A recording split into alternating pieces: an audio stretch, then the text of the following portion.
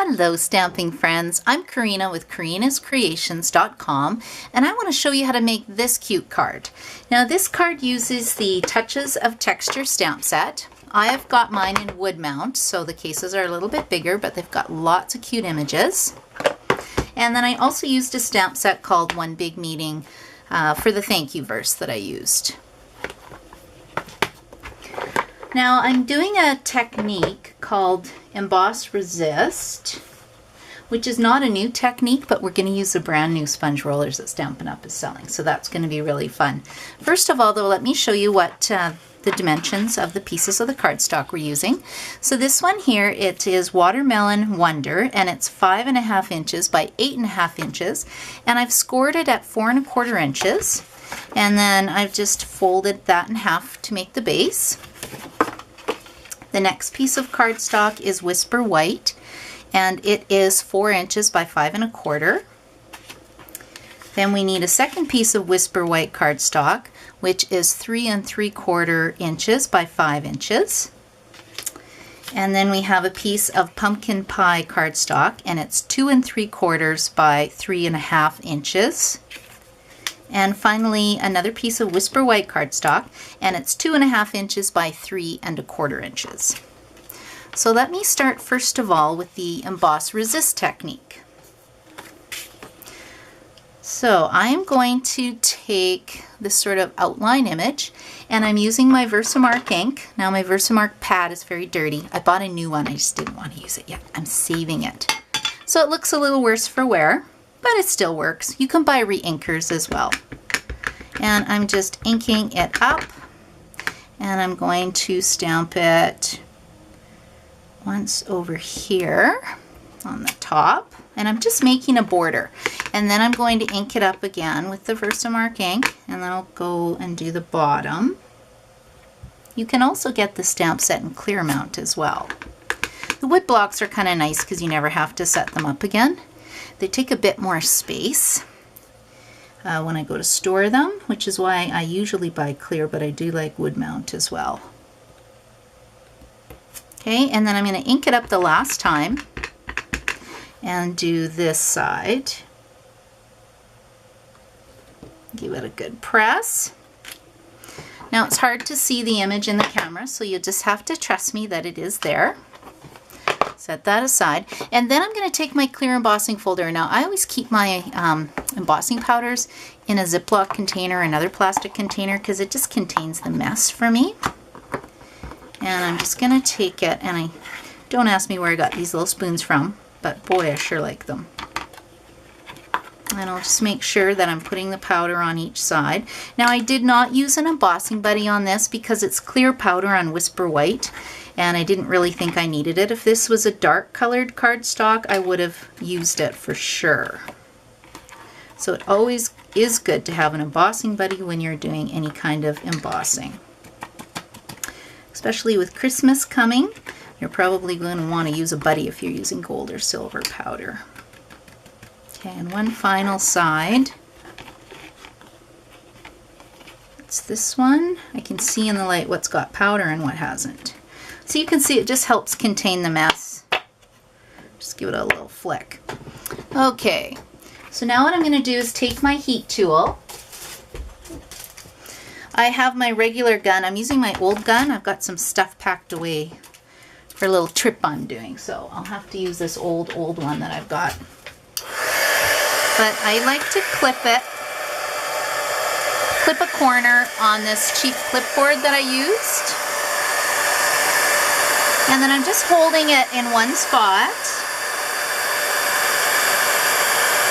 And as the ink melts, I move the gun around.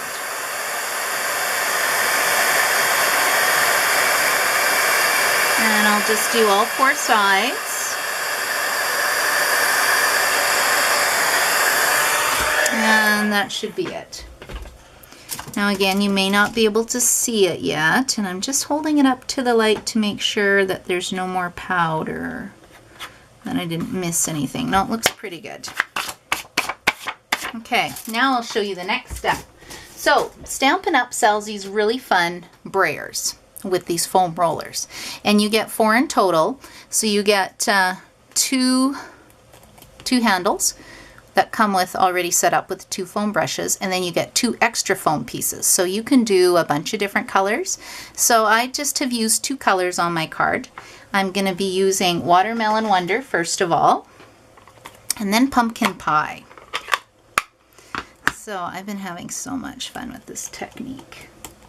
And you know what? Before I do this, because I don't want to get ink on my black stamping mat, I'll just put that down. So all I'm doing, inking it up one direction, and then I'm just going across. And I really like this roller because it creates a nice clean edge. And it actually looks like color blocking, this technique. And you just go back and forth, and you can see the image is now appearing. And you just keep applying it. Now I highly recommend, if you're doing a lot of cards like this, you're probably going to want to invest in a re-inker. Whenever you buy your Stampin' Up! Ink pads, you should always get a re-inker to go with them. That way, if you can see, it's getting a little bit light in the center. I'm making 7 of these actually, so I'm going to be using up a lot of ink. And we'll just keep going until it pops. There it comes.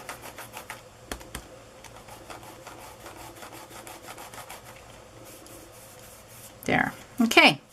And then the next color I'll use is Pumpkin Pie.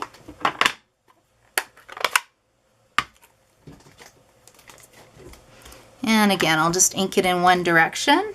And then you can see by using the roller, you can actually control how far you roll. That's what I like about this.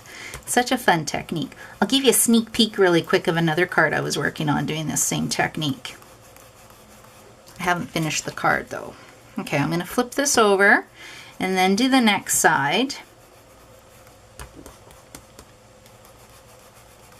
These sponge rollers are really fun. Okay, I think that's good. I'm happy with that color. Now what do you think of that? Looks a bit messy, but it is pretty fun. And I'll show you how to do the rest of the card. So we'll pull that out right now. Now we have that piece done.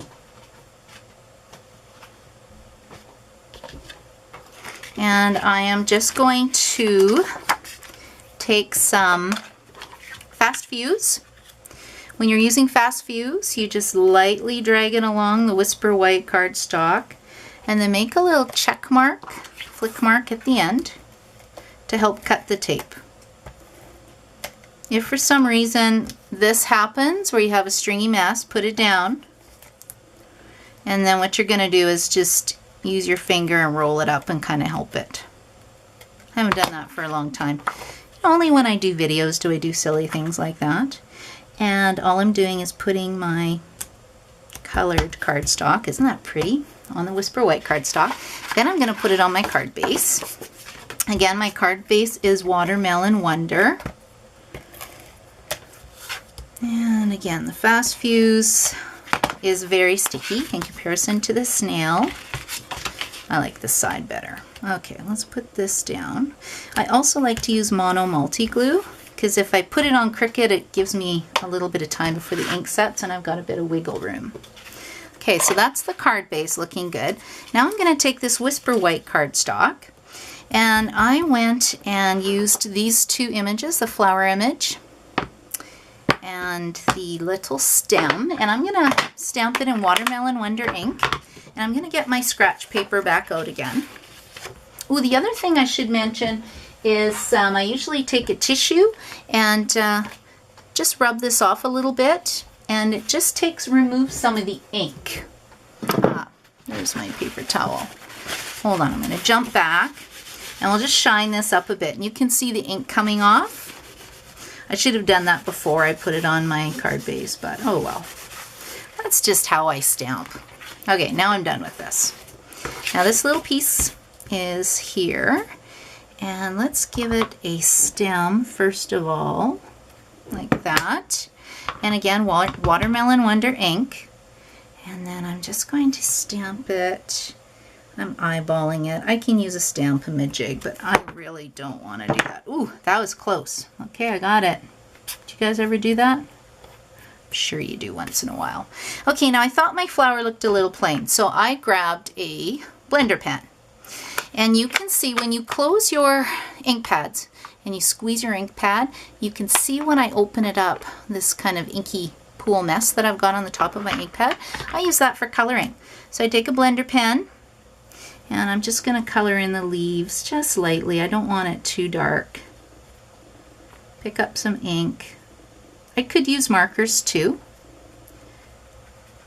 I just thought since I have my ink pad out, I got a blender pen out.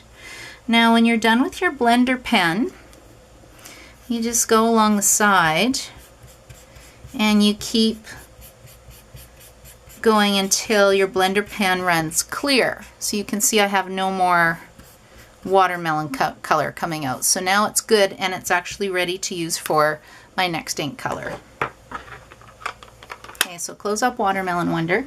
Now I'm using Pumpkin Pie, and I'm going to put some Pumpkin Pie splatters on here, except I didn't want it too dark. So I'm inking it up and I'm going to stamp off on here and then go like this.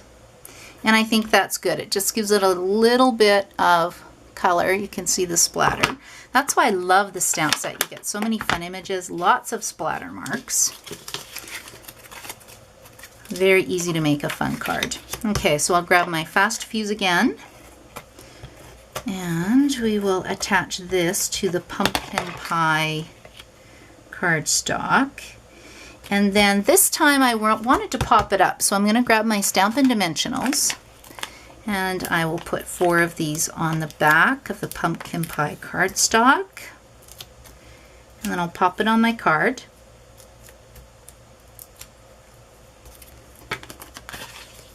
Okay, there we go. Put it like so, and it covered up that ugly white spot. But doesn't that look pretty already? And then I need a greeting, so I went and pre-stamped. Like I said, I have to make a bunch of these for swap I'm in. But I just thought everyone would ask me, how did I do this card? So I just thought I'd save time and make a video that everyone can enjoy. Okay, and I'm using this new punch. I forgot what it's called, but it's handy. It's perfect for these little images. And I just thought it needed to pop a little bit. See how it kind of disappears? Because it's Whisper White cardstock. Disappears on my flower image. So I'm just going to take a piece of Watermelon Wonder cardstock. And this is where I like to use my mono multi-glue. Hopefully it's working for me. We will see.